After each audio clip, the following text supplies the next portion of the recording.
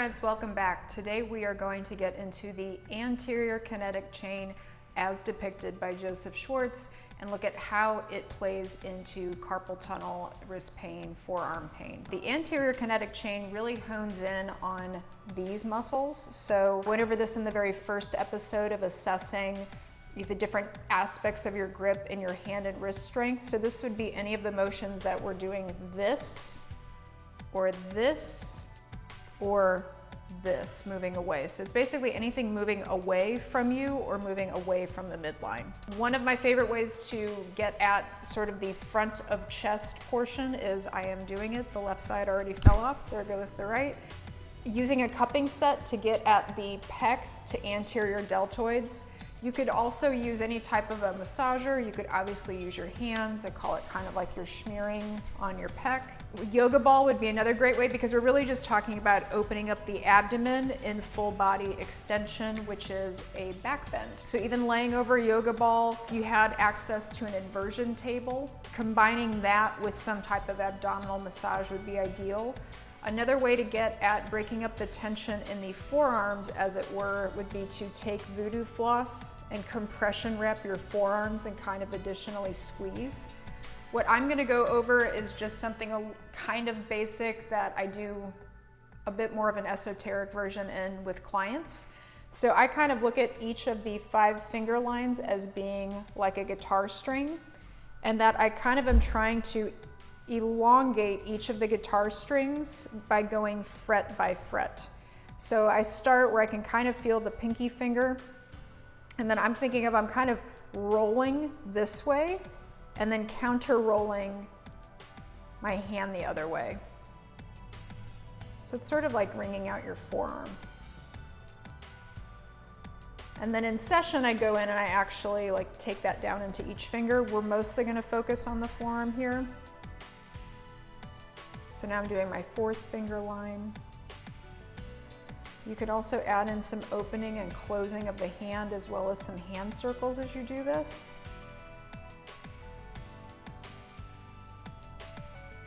Middle finger. Another option that I brought up in the first episode is what's called the arm aid. So it's this thing that you can roll your forearm through. It'll do something similar. I'll post a link to all of these in the description.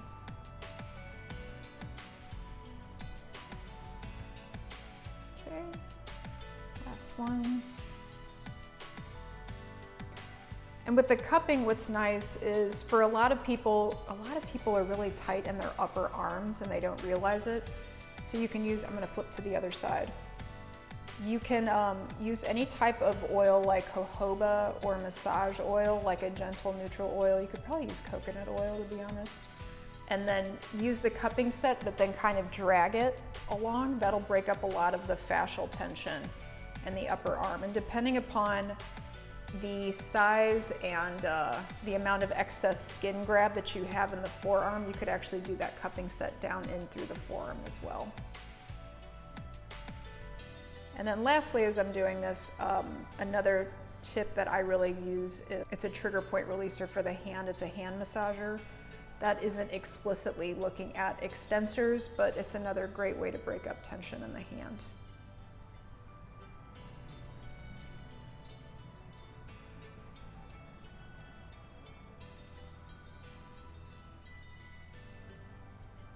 Okay, and getting to that last guitar string.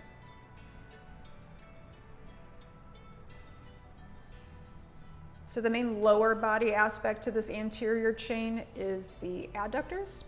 So we will foam roll those next because that's my favorite way to get at those. Okay, now we're going to get intimate with our foam rollers, as I like to call it. So I'm going to start with this at about mid-thigh, and I'm just teetering my pelvis back and forth. Most people will tend to be a little bit more sensitive towards the knee. I always encourage clients that if you find a knot, you can just pause and rest on the knot. You can also, this can be a bit intense, roll your thigh internally and externally.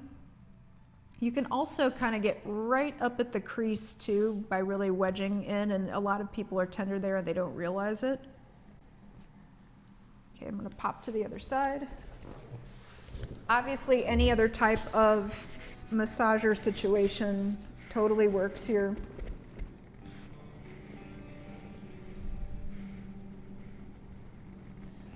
Fun fact too that a lot of people don't think to check about rolling their inner thighs, and that can make a huge difference in lower back pain.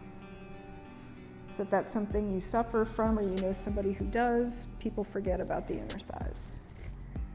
Okay, that wraps up our muscle tissue release aspect of this anterior chain. So now we're going to move into the stretching portion. So since I'm already here, you can do a traditional butterfly stretch. I think that most of us are aware of, like so. My preferred way of stretching the adductors is more like this. You can see reflection in the mirror, so sometimes I do a set like this where my feet are closer together. It's just like doing another butterfly stretch. But I usually kick out the ankles. If this is something that mobility-wise you don't have, or if it's too intense, you can also, once again, go back to your traditional butterfly stretch. You can also have your legs up against a wall and just let them drop wide. So I'm gonna pivot around this a little bit. And then we're gonna get into stretching other places up the chain. Okay, next we're gonna get into stretching the pecs. This is my preferred way of doing it. You could always do this against a wall. So I've got my arms straight behind me. I'm gonna try to drop my other arm and my leg as well on top of the bottom side. And I'm gonna hold these for 10 counts. I would definitely encourage you to do longer though. Then I'm gonna move my bottom arm to 45 degrees straight and try to go back again. If you do these more against a wall, it can be nice to sort of tandem with using a massager at the same time. I do that with clients. And then we're gonna go to bent arm at 90. And then this one, sometimes I don't do this, sometimes I just keep hand down. Okay, I'm gonna show that from the back side so that way you can see what my arms are doing. So I've got my straight arm at 90.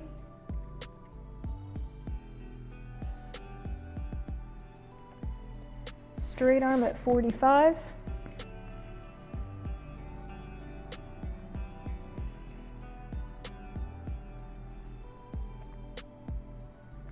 And then my bent arm at 90.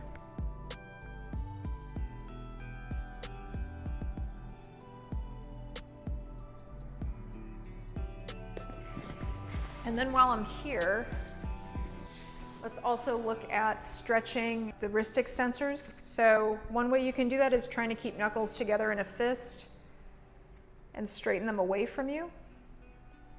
This is another one that you could do in tandem with that voodoo floss for like shrink wrapping. Another way to do it is, this will get a little bit more of the wrist extensor. The last one kind of gets at the fingers a little bit. Is I'm going down like so, and then I'm trying to spiral my elbows away. You can also do this and then gradually sit backwards, and sitting backwards is going to put more pressure on the stretch.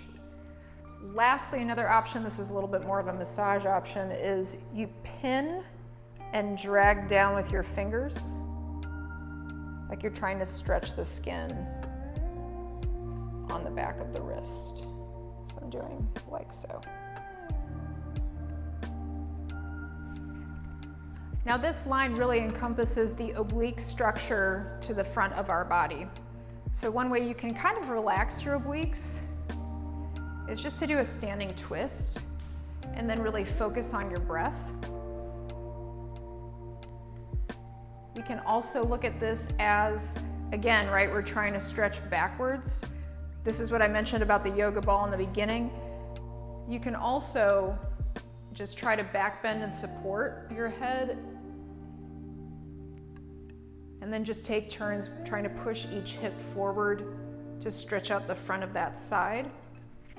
We also haven't really looked at the front portion of the neck.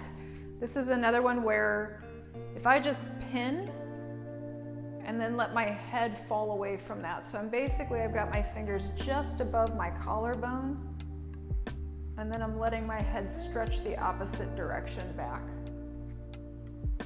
If you get lightheaded or have vertigo, I don't know that I would do this.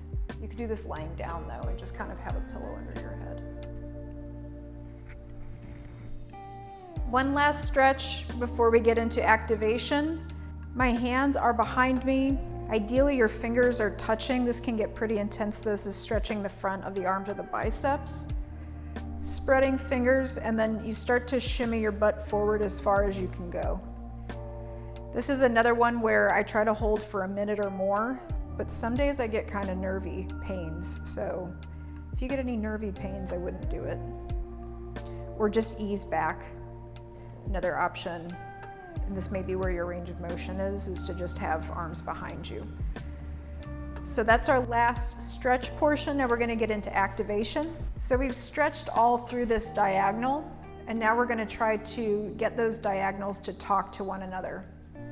So I'm going to let my arm sink back into the socket and be heavy. I'm going to have my opposite leg drop out to the side, and I'm going to bring them back, and I'm really trying to feel that abdominal connection to inner thigh to chest. I'll do 4 more there. You could make this more challenging by having this leg straight up in the air. You could also make this a lot more challenging if you did it on a foam roller or anything that's going to integrate balance, even something like a Bosu ball.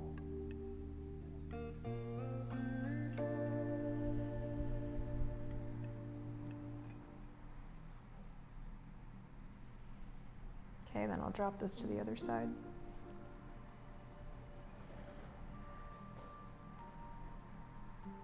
Another reason why somebody could have a lot of tension along this line is if you put too much of your weight in your heels instead of keeping it over the arches. If you think about it, the foot has all of this real estate to the front, so you'd want to be over the arch of the foot instead of weight to the back. And how you can kind of settle into that is just if you're standing and you rock your weight forwards and backwards. Feel how the front body tenses the more you go backwards, and then see about settling into what feels like is the middle of the foot and neutral that day. And then here we have our last bit of activation. I mentioned this in video 1, but whenever we did the initial assessment for the different muscles of the hand, I encouraged folks to write it down. Even just starting with a beginning assessment and then doubling back at the end and seeing if this makes a difference. So this line is our extensor line. So it's anything going this way. So what I do, this is a lot harder than this band, really trying to expand the fingers backwards. You can do this with a rubber band, but these are nice. And then also expanding that and then thinking wrist back as well. And then we can also look at that as, once again, the abductor muscles of the wrist. So I can expand and go out to the side. And then also looking at supination. If you really want to fix that, you would fix at the elbow and then try expanding that way. And then here. Cool. I will put a link to something like this. You can also get this in the grip kit that I recommend. There's only one resistance band, and it is nice to have, you know, higher resistance levels as you get stronger. Please subscribe, please share. We will continue on with our fascial exploration of carpal tunnel syndrome and like feelings and wrist pain in the next episode.